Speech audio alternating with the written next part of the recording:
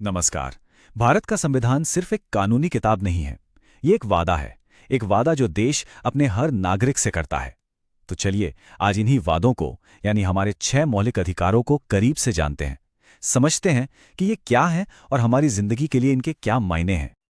लेकिन कहानी में एक छोटा सा ट्विस्ट है। आज हम 6 अधिकारों की बात करते हैं, है ना? पर क्या किसी को पता है कि जब संविधान बना था तब ये 6 नहीं बल्कि 7 थे? तो फिर सवाल ये है कि वो 7वां अधिकार गया कहाँ। असल में 1950 के मूल संविधान में संपत्ति का अधिकार भी एक मौलिक अधिकार था, लेकिन फिर 1978 में 44th संशोधन के जरिए इसे इस लिस्ट से हटा दिया गया। बस इसी एक बदलाव ने पूरी तस्वीर ही बदल दी और हमारे पास रह गए वो 6 अधिकार जिनकी बात हम आज करने वाले हैं।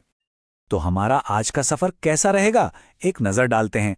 हम समानता से शुरू करके आजादी के गलियारों से गुजरेंगे, फिर देखेंगे कि कैसे हमारा संविधान हमें शोषण से बचाता है और हमारी संस्कृति और आस्था को सहेजता है। और हाँ, आखिर में उस मास्टर की बात करेंगे जो इन सारे अधिकारों के ताले खोलती है।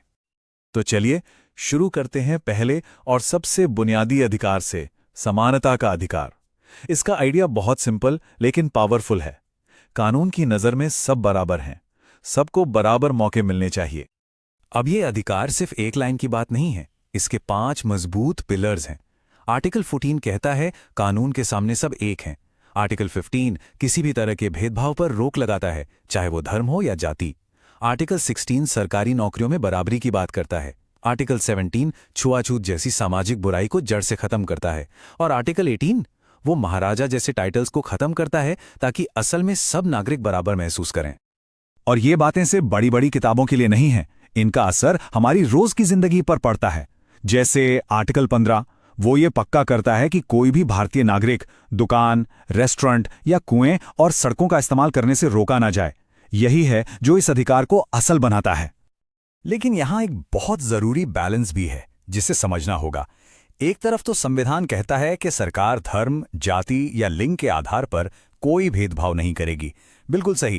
पर दूसरी तरफ वही संविधान सरकार को ये ताकत भी देता है कि वो महिलाओं, बच्चों या समाज के पिछड़े वर्गों के लिए कुछ खास इंतजाम कर सके।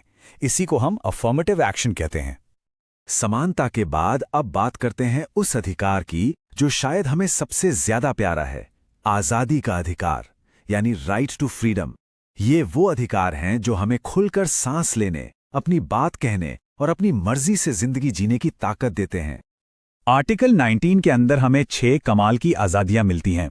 बोलने की आज़ादी, शांति से जमा होने की आज़ादी, यूनियन बनाने की आज़ादी, पूरे देश में कहीं भी घूमने फिरने और बसने की आज़ादी और कोई भी प्रोफेशन चुनने की आज़ादी। लेकिन ये आज़ादी अनलिमिटेड नहीं है। देश की सुरक्षा या पब्लिक ऑर्डर जैसी वजहों से सरकार इन पर रीजनेबल रिस्ट्रिक्शंस यानी उचित पाबंदियां लगा सकती है। आज़ादी का मतलब सिर्फ घूमना फिरना ही नहीं बल्कि गलत सजा से बचना भी है। और आर्टिकल 20 हमें 4 तरह के प्रोटेक्शन देता है। पहला, अगर कोई ऐसा काम किया जो उस वक्त जुर्म नहीं था तो बाद में कानून बनाकर उसके लिए सजा नहीं दी जा सकती। दूसरा, जितनी सजा कानून में लिखी है उससे ज्यादा नहीं मिल सकती। तीसरा, एक ही गलती के लिए 2 बार सजा, बिल्कुल नहीं। और चौथा, किसी को भी खुद अपने खिलाफ गवाह बनने के लिए मजबूर नहीं किया जा सकता। और फिर आता है आर्टिकल 21, जिसे कई लोग मौलिक अधिकारों का सबसे बड़ा स्तंभ मानते हैं। ये कहता है protection of life and personal liberty, मतलब कानून के बिना किसी की जान या आज़ादी नहीं छीनी जा सकती। और मजेदार बात यह है कि सुप्रीम कोर्ट ने वक्त के साथ इसका दायरा इतना बढ़ा दिया है कि अब इसमें राइट टू प्राइवेसी और साफ सुथरे माहौल में रहने का अधिकार भी शामिल हो गया है। चलिए अब आते हैं हमारे तीसरे मौलिक अधिकार पर। इसे एक सुरक्षा कवच की तरह समझिए। एक ऐसा कवच जो समाज के सबसे कमजोर लोगों को शोषण यानी एक्सप्लॉयटेशन से बचाता है। इसका पहला हिस्सा है आर्टिकल 23। ये साफ साफ शब्दों में ह्यूमन ट्रैफिकिंग यानी इंसानों की खरीद फरोख्त और जबरदस्ती की मजदूरी पर पूरी तरह से रोक लगाता है। और सिर्फ रोक नहीं बल्कि इसे एक सजा के लायक जुर्म बनाता है। और इसी कवच का दूसरा हिस्सा है आर्टिकल 24, जो हमारे बच्चों की सुरक्षा के लिए है। ये आर्टिकल फैक्ट्रीज, माइंस या किसी भी ऐसी जगह जहां खतरा हो वहां बच्चों से काम कराने को पूरी तरह से बैन करता है। और इसमें कोई कंफ्यूजन ना हो इसलिए उम्र भी साफ कर दी गई है, 14 साल।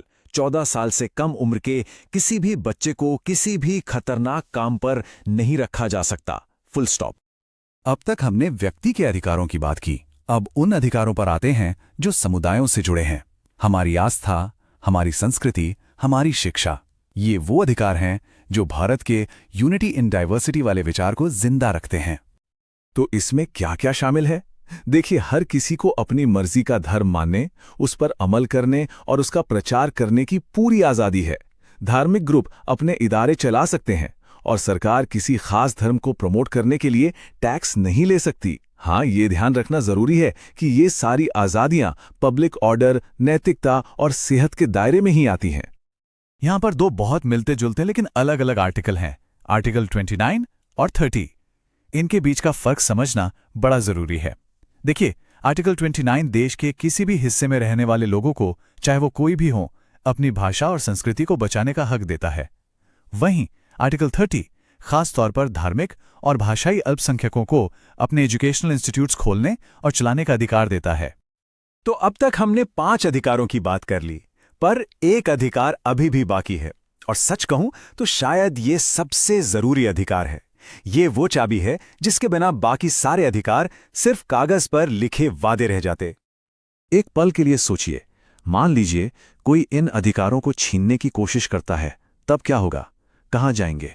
क्या करेंगे? इन सारे सवालों का जवाब मिलता है हमारे छठे और आखिरी मौलिक अधिकार में, एक ऐसा अधिकार जिसे खुद डॉक्टर अंबेडकर ने संविधान का दिल और आत्मा कहा था।